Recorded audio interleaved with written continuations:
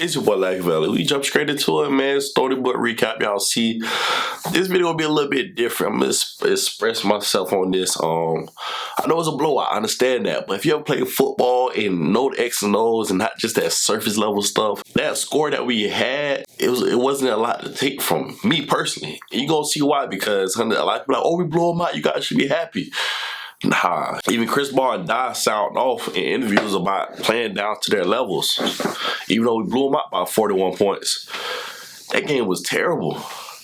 And not only that, we are the number 3 team in the nation. Cool. After 3 games, from me personally, Fresno State, seeing that they're a good team, they just beat UCLA.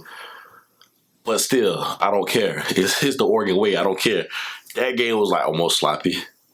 Then we turn around and go to Columbus and whoop ass from start to finish. So it's like we had a cold game, then we had a extremely hot game, then we come back to another home game and play another sloppy game. But yet we still number 3 in the nation, so they showed us love. You know what I'm saying? We're under a microscope right now. Unlike OU, they were supposed to be extremely good, but they struggle with teams they play. But it's a lot that we still need to fix as we move on to the Pac-12 play. Truly. First thing first, after the Ohio State game, CJ Verdell had entered the Heisman race. And this is a why, you know what I'm saying? Y'all help me leave comments and just let me know what y'all think. After that game, we enter Stony Brook game. Dye starts off. Dye pretty much was the lead back this whole game.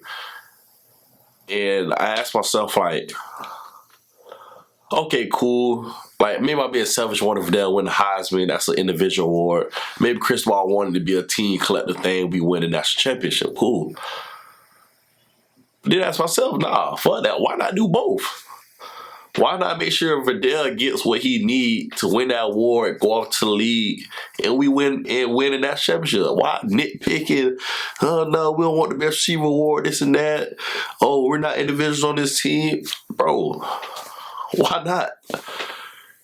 Why do we keep running this little running back committee, 1A, 1B? Well, we all know Verdell is lead back. Ain't no shade to Doc. This ain't no shade. Y'all gotta excuse me too. I'm a little sick, under the weather right now. But bro, why not let Verdell get all his and then trickle in Doc?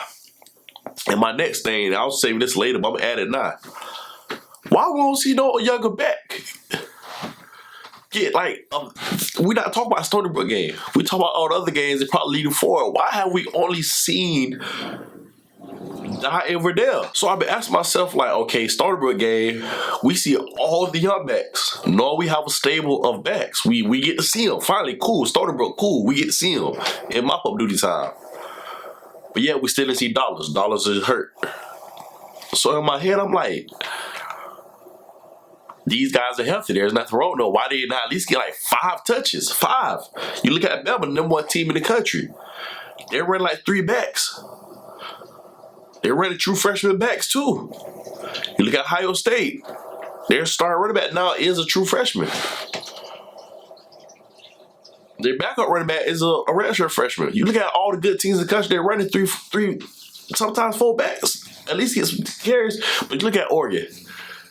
It's been Verdell and Dye for last 2 years? And then let's go ahead and jump back to last year.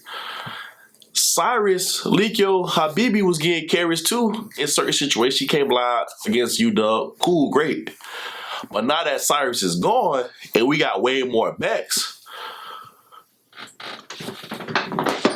So in my head, like, do they not trust these backs? Like, what they waiting for? Because we got a lot of backs that's coming back next year, you know what I'm saying? Who knows if Dye want to leave next year? Who knows if Verdell want to leave next year? They still got another year to play. So I wonder, like, what goes on with that? And I ain't trying to sit here and bash or anything like that, but let's talk about stuff that need to be talked about. We know we winning. We know we number 3 in the country. But let's grow from this. And I ain't trying to be no gatekeeper. I ain't trying to hate, but I understand the quarterback situation, cool, AB. Quarterback a little bit different. But for receiver and running back, you can trickle in the young guys. You can. You really can. So y'all leave me a comment what y'all think about that. Because me personally, I don't understand why at least like 4 carries. 4 at least. At least I understand if Dye's a team captain, whatever the case may be, he been there 3-4 years. Verdell as well. I ain't really talking about Verdell because Verdell got what it takes to be an NFL running back. He runs very hard. Dye, it's a lot of stuff you need to work on. You know what I'm saying? But I just don't understand why these guys not getting just a few. What y'all saving all these running backs for next year? We going to wing T next year or something? We going to Power I next year or something? We got way too many young gifted backs. And there's another thing too. Everybody says Seven McGee is the next Dak. He looked up to that. But if my reality, I keep saying I hope he don't be the next Taj Griffin. Because Taj Griffin is supposed to be the next Dak. Taj Griffin, you just get in the game, break for 80 yards, touchdown. His stat line will be 1 for 89, 1 touchdown down to every game. He'll get 1 carry, you won't see him for no more. I was thinking about Trey Benson. Sean Dollars we ain't seen yet. So it's like, bro, what are we doing? Because from the looks of it, it's like, bro, neither running back is getting 100 yards a carry. 100 yards a game. They keep rotating, so it's like, I don't know if y'all follow me. Like if you play NCAA 14 on Madden, like in franchise, you at least make sure that your starting running back get 100 rush yards, then you put in your next back, try to give him 100. But if we instead of rotating 70, 80 yards a game, like what are we trying to accomplish here? And not only that, you're not even playing your younger guys. There's a lot of them. So, I don't know, man. I'm just here to vent. Moving on to that defense. Sewell is a maniac. The man motor Hellcat V10. The man's Verone back deep. Whew. He's leading the country in picks. He should be leading in the Thorpe Award. He should win the Thorpe Award this year. You know what I'm saying? But also Dorless. Shout out Dorless, Bennett Williams as well. And then you think like, damn, Jamal Hill played hell of a year last year. Now we don't see him no more. We kind of short at linebacker. It's one specific linebacker who looked awful. Ohio State game and Stony Brook game. I ain't gonna mention it. But in my head, I'm like, damn, we low-key deep at like the secondary. Secondary isn't a problem, but linebacker, we got a lot of injuries right now. Why not put Jamal Hill at linebacker? Hear me out. Why not put Jamal Hill at linebacker? He already played like that striker position. He's big enough to be a NFL linebacker. He's fast enough and got the coverage skills to run with a tight end, a receiver, slot receiver, or a running back out the backfield. I'm just saying. I'm just saying. But the defense looked outstanding that game. Another 2 things what worried me, and it needs to be said. We're playing Stony Brook. I don't know if Stony Brook got 2 Olympic world class speed receivers or what, but DJ James and Michael Wright both got burnt by him. That kind of alarmed me. Michael Wright shit, I don't care. It's Stony Brook. I'm sorry. Especially how the head coach was playing dirty and shit. I'm going to sound off on them. They trash. Understanding New Yorkers like to do a lot of drawing. If you ever been to New York, you'll understand. So, of course, there's a lot of chatter. People are like, oh, this Stony Brook, why they trying to talk tough? They from New York, bro. They got miles up there. But I don't know if we was sleeping on them or what, but, bro, that don't look good, bro. It didn't. You know what I'm saying? It's Stony Brook. I understand, cool, but I'm just saying, you got beat. Both of them got beat deep. Next up, the O-line. Y'all go from AB not even getting touched against Ohio State with a very good, experienced D-line to Stony Brook, where AB is getting his ass lit up. Running backs can't find no room to hit the hole. And we need number 3 team in the nation coming off a Stony Brook game. Georgia and Bama being 1 and 2. They're playing like 1 and 2. I know Bama had a close call with Florida, but that's SEC. Florida is the 3rd knock on the door best team in SEC. And they play at Ben Hill Griffin Stadium.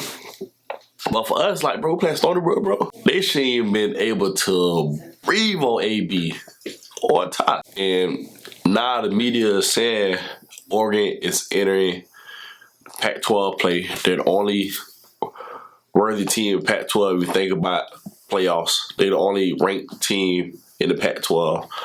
But if every year Oregon shoot themselves in the foot by losing to a Pac-12 team. Is it true? Yeah, it's true. And coming off this 3rd game, Fresno State, you know what I'm saying? I said it was a bad game, but Fresno State, how they playing now is like, okay, Fresno State real. So that's like maybe like, you know what I'm saying? Plus it's first game of the year. Ohio State game, we looked at wonderful, beautiful. Third game, that score looked a little different than what it should have been. Just like OU versus Tulsa.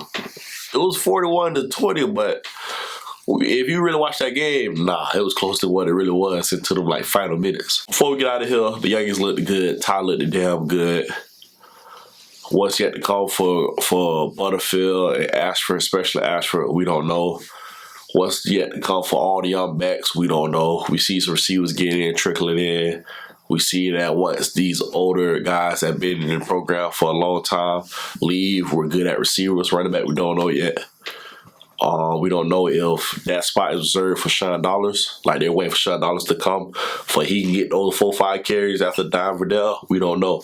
I don't understand why it's just been two running backs getting the ball, especially if Verdell entered the Heisman race after beating Ohio State. Then we just come back next week in the tune-up game where we could have given him at least 200 rush yards to help him elevate and win that award. So they don't care about that, so why not give other running backs the ball?